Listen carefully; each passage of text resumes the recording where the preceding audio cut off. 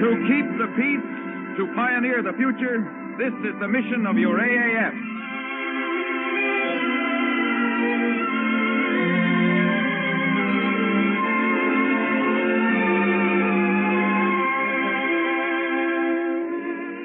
The Army Air Forces, in cooperation with the American Broadcasting Company, presents Your AAF, a weekly report to the American people on its continuing operations throughout the world today, and its adventures in research which are pioneering for your better world tomorrow.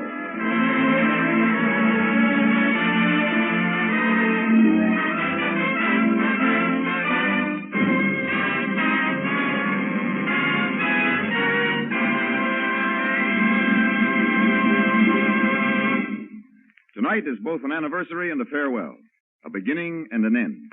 First of all, the anniversary.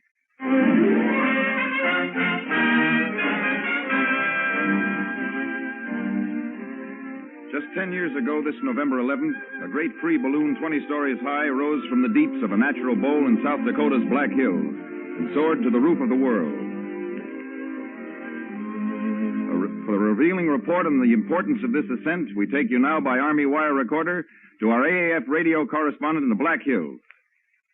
This is your AAF reporter, Captain Howard Finch, speaking from Harney National Forest in the Black Hills of South Dakota, not far from the town of Rapid City. At this moment, we're standing on the rim of a mighty natural declivity now called the Stratosphere Bowl. From this spot just 10 years ago, the Army Air Corps, in cooperation with the National Geographic Society, sent aloft the famous stratosphere balloon, Explorer II, sent it aloft to a new height never before or since attained by man, an altitude of 72,395 feet, almost 14 miles. Since arriving in Rapid City, we've talked to scores of men and women who were here on that memorable morning. Some of them were only children at the time, but their description is as vivid as though the flight had taken place yesterday. And so, as we look down a sheer drop of some 1,200 feet to the floor of the bowl, it seems easy to let the mind wander back to that November morning in 1935. You can almost feel the tense excitement that rippled through the crowd of 40,000 people who lined the bowl when Captains Orville Anderson and Albert Stevens climbed into the black and white spherical gondola of the Explorer and gave the command to cast off.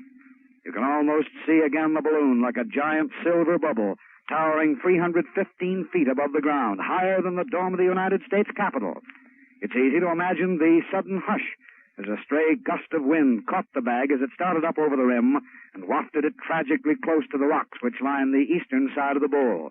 And then the gasp of sheer relief as Captain Anderson, working with lightning speed, released 750 pounds of lead ballast, and the balloon shot skyward, higher, higher, and higher, to make history in the world of aeronautics, climbing upward into the heavens with its ton of scientific instruments, all of which functioned perfectly in the nearest approach to a natural vacuum in which man has ever placed himself.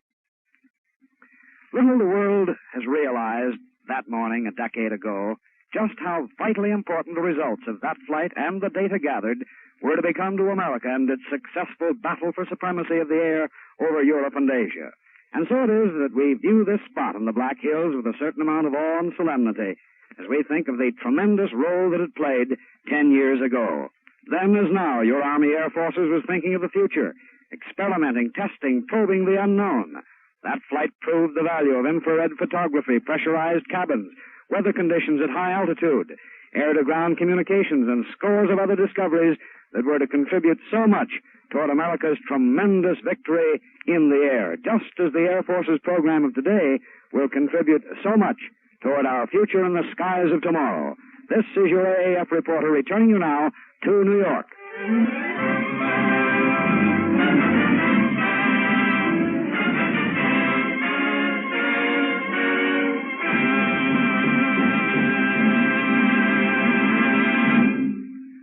Thanks to pressurized cabins, tremendous improvements in shortwave radio and communications, thanks to the advances in aviation medicine, all made possible by that balloon ascent 10 years ago, thousands of your GIs who might never have come back are home or are on the road to home. GIs back once again from the dream to the reality, who can agree fervently with Sergeant Bob Carroll as he sings, I Can't Begin to Tell You.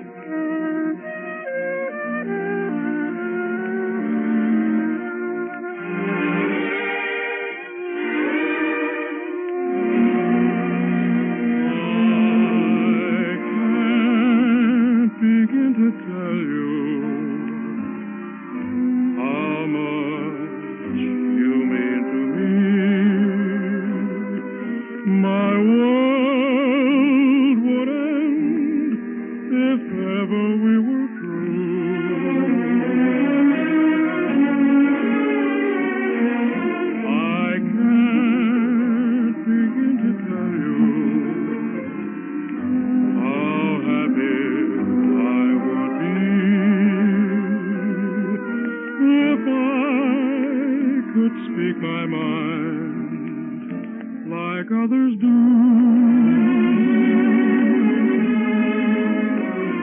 I make such pretty speeches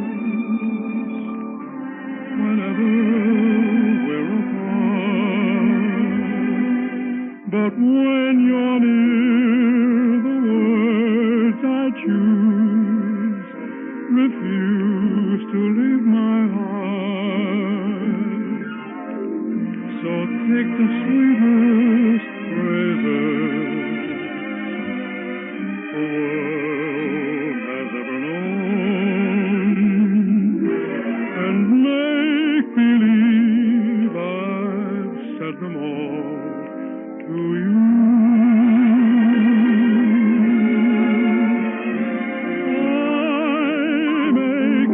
Pretty speeches whenever we're apart.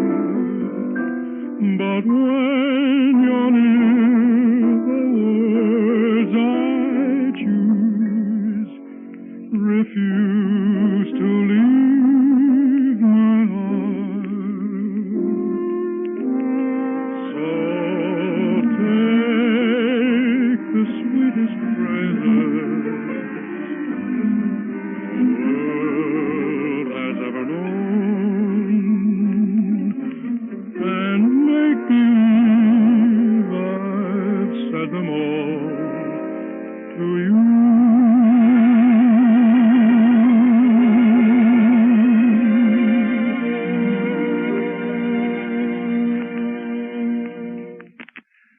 the farewell. Tonight brings to an end the wartime AAF radio programs. Your Fighting AAF has been brought to you throughout the war as an official military operation of the Army Air Forces. The officer charged with the Air Force's radio activities is the Chief of the Office of Radio Production, who, under the supervision of General Arnold's Air Staff, directs the policies and production of all AAF broadcasts, both domestic and overseas. To hear of these activities, we take you now to the nation's capital and Lieutenant Colonel Frederick Bisson. Go ahead, Washington. Winning the war in the air took better men, better planes, and better weapons than the enemy could produce. But it also took words, millions of words, to explain an entirely new type of warfare to the men and women of America, words that kept them in closest touch with the needs and activities of their own Army Air Forces, words to explain the new meaning of air power. To reach young men who could qualify as aviation cadets and other flying personnel, General of the Army H.H. Arnold directed that official Army Air Forces programs be broadcast. With the aid of these broadcasts, hundreds of thousands of men were recruited in the shortest period of time. Flight nurses and WACs were obtained to serve with the ever-growing Air Force. And then, when our Air Forces were deployed in combat on every global air front, your Fighting AAF reporter teams flew missions over Germany and Japan with wire recorders. They broadcast on the spot eyewitness accounts of the deeds of our fighting forces from the air fronts beyond the battlefields to those waiting at home. Through these men, the American public could taste and understand the dangers of aerial combat being experienced by their own sons, brothers, and husbands. You may have heard Captain Tom Dolan broadcasting from a fighter plane while actually strafing Nazi tank columns, or Sergeant Hal Brown, for the first time in radio history, give an actual bombs away report from a B-29 bombing Japan, or Captain Walt Sheldon broadcasting near Canton, China, the first combat paratroop drop. Since the Japanese surrender, Air Force broadcasts have reported the return of our overseas personnel. They have told the story of the Air Force's rehabilitation program and the release of our air crews to civilian life. But most of all, the programs have continued to stress the need for scientific and industrial experimentations with new types of aircraft. Through our wartime radio mission, we were able to achieve our planned objectives. And as General Arnold has said, quote, I have always regarded our Air Force radio broadcast as a strictly military operation whose objective of public understanding and support is just as vital as a mission in a theater of war. Now it enables us to write mission accomplished in the log of our wartime programs, unquote. The necessity for such an all-out weekly broadcast has passed. It is hoped that the vital stories and messages that were carried will continue to live in the consciousness of America as the AAF, symbol of America's air power, continues as a guardian of the peace and protector of the rights of liberty-loving nations throughout the whole world. We return you now to your AAF in New York.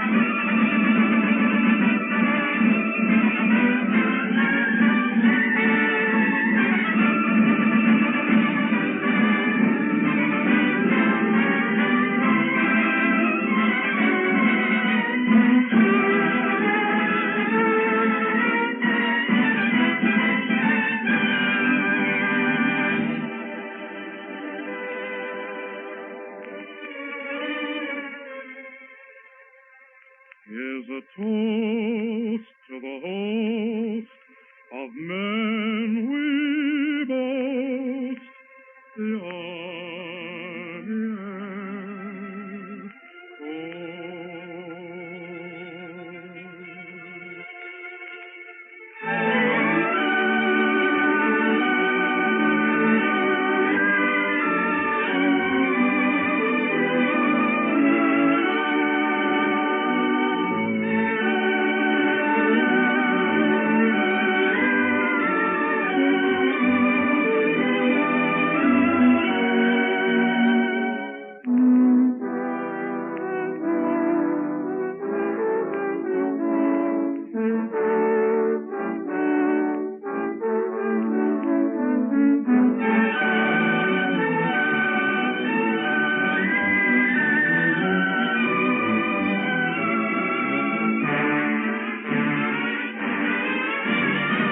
we go into the wild blue yonder, climbing high into the sun.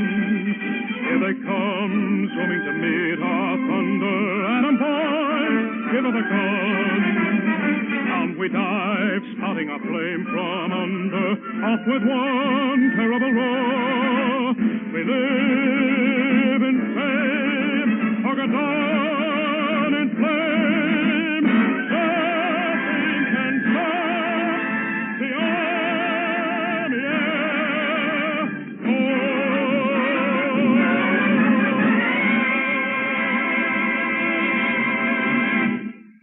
To remain the most powerful air armada in the world, to continue to open the new frontiers of the sky by continual research and scientific development, to be for America first in the air, to keep the peace, to build the future, this is your AAF.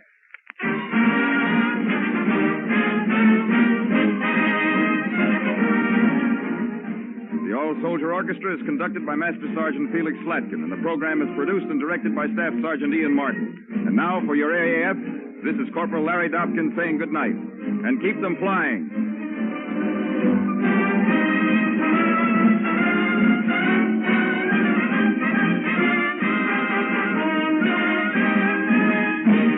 This is the American Broadcasting Company.